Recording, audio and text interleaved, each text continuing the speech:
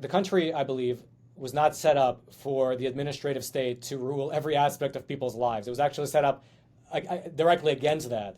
But obviously, over the last 260 years, we've moved towards a very strong administrative state. If you took off the labels and you just showed what happened, what's currently happening to some of the founding fathers, I think they would just go, "Oh, okay. So this is a this is the royalty. Basically, this is the king's court here that determines what people can and cannot do." I mean, there are several linings. Like the pandemic is one example where it woke a lot of people up. The other is that the Chevron deference, the Supreme Court decision that you mentioned that gives so much decision-making authority to these administrative agencies, it's actually on the docket for the U.S. Supreme Court in this upcoming session. So we'll see what happens. I mean, if it gets struck down, that would be a huge blow to Agenda 2030 in its implementation here in the U.S. Yeah, and then one other thing I want to mention is that there are the trappings of Agenda 2030, which are very like colorful and fun and smiling, happy. I mean, even if you ever see the pins that they wear, it's like a circle with all the colors of the rainbow, going around it. They have a lot of advertisements around New York and in the airports as well. Very colorful, people drinking water, and they're like, wouldn't you want to support the Sustainable Development Goals? Mothers with their babies. So it has this trapping, which I think really does speak to people's compassion. And it's in the name too. It's the Sustainable Development Goals. Like, who wouldn't want to be part of the Sustainable Development Goals?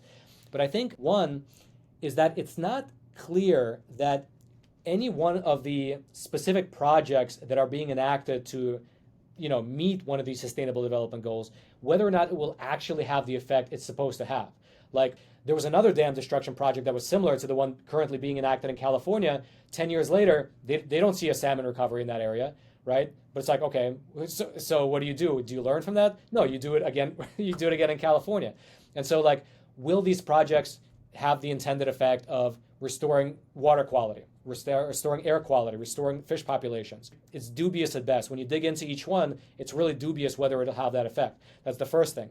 The second thing, we mentioned in the documentary as well, but if you go back to the 1940s and 1950s China, they had something known as the Great Leap Forward. That was when Mao Zedong, after he came into power and consolidated control over the country, he instituted this initiative called the Great Leap Forward, wherein the country was supposedly going to leapfrog many years of development and catch up to the industrialized nations of America, England, and so on, in terms of steel capacity. So within the country, even outside of the fact that it's a totalitarian communist nation, it was widely accepted. The propaganda was very strong. And even outside of China during that period of time, during the late 40s, early 50s, a lot of fellow travelers outside of China, they also thought like, oh, it's a great leap forward, it'll be phenomenal. The communist nations, will show the rest of the world how strong communism can be. But now, you fast forward 70 years, and the Great Leap Forward is synonymous with a famine that killed 50 million people, right? Because they took the farmers off the field and put them into these makeshift steel production plants, if you can even call them that. And it was a disaster, right? Total crop failures, largest man-made famine in world history, killed 50 million people. And so what I really want to do with this documentary is equip people with the language and a nuanced view of things, so that when they hear a politician speak or they hear a news report or some kind of policy being proposed, they go, wait a minute, I think I know what's behind this. I think I know what this language really means, and I think I know where this leads to. And maybe they'll vote accordingly, which is, by the way, not left or not Democrat versus Republican. Republicans are just as much implementing this stuff as Democrats, but they vote at the local water boards, the local city councils against this sort of thing if they are inclined to do so, such that, let's say 100 years from now, we won't look back on today and go, yeah, Agenda 2030, that was a famine that killed 1 billion people, right? Because there might be a corollary. If you remove enough farmers to save the planet, well, you might not have any food. So that's sort of what we're trying to avoid, having another Great Leap Forward situation. You talk about this book written by the founders and president of the Club of Rome back in 1991. They're saying it was necessary to locate a common enemy against whom we can unite. And they're actually saying this should be climate change or so these kinds of policies. And then they say, but in fighting this enemy, global warming, water shortages, famine, and the like, We must not mistake symptoms for causes. All these dangers were caused by human intervention in natural processes, and it is only through changed attitudes and behavior that they can be overcome. The real enemy then is humanity itself. And these are some incredibly powerful people that have this view. Back in 1991, is this what's being enacted now? Jan, throughout the course of this 1 year long investigation, I was really surprised to read documents like the one you just quoted. That one was over 30 years ago now. There were others. The one you quoted was extremely powerful, but there was another document. It was a UN document released in the year 2013, so exactly 10 years ago now. It was called Edible Insects.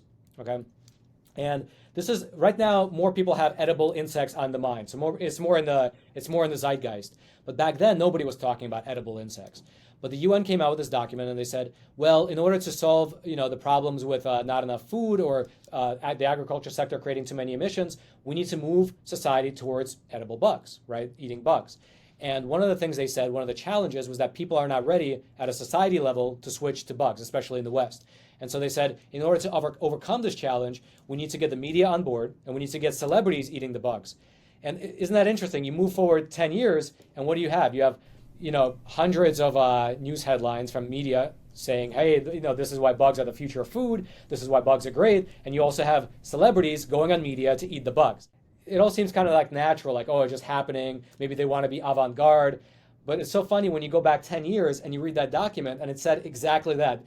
To overcome this challenge, we need to get people eating bugs. And just as an aside, on the bugs front, there's a large bug processing plant opening up in Illinois. It's going to be the largest plant in the world. It's opening up in Illinois. It's going to be online in the year 2025. So just as an aside. So that's just one example of like a shorter period of time. Document, implementation. So that document you mentioned earlier, it was part of a book called The First Global Revolution, if I'm not mistaken. It came in 1991, which was a turning point because in 1991 was, of course, the fall of the Soviet Union. Well, I mean, ostensibly it was a move to counter the Soviet Union. But in order to counter the Soviet Union, one of the biggest ironies that occurred was that they needed to consolidate more power and become more like the Soviet Union. That was one of the ironies of history.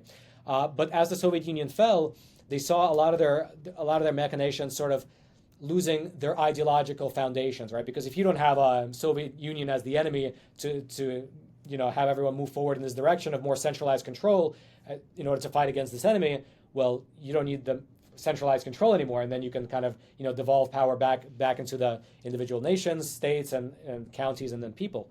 And so they published that document and they had that discussion saying that natural disasters, famines, water shortages, the environment, the climate, those are going to be the next things that are going to unite us, with humanity itself being the common enemy. I think you can look at that in two different ways. One is like the more sympathetic view, which is like, well, these people are rich and they're the elites, and so maybe they have a vantage point that's different from all of us on the ground, and they really understand that, like, climate change is happening and we need to move in order to end it, to save the planet. That's sort of more sympathetic view. A more cynical view is like, okay, they want to keep consolidating more and more control for both themselves and their families and their generational trusts, wealth, whatever, and this is just the next excuse they're going to be using. And when I went into the documentary and to this year-long investigation, I was looking at it a lot more sympathetically. I was like, well, I think a lot of these people really believe that climate change needs to be solved and that's why they need to enact all these policies. But after this investigation and discovering documents like that, I've shifted a lot more to a cynical view, which I believe that a lot of these individuals, they're using the climate to consolidate power, win votes, have themselves be signaling virtue, that they're the kind of good, compassionate people who deserve to stay in power and be elected. But in the process, they are stripping rights and powers away from you and me, the common person.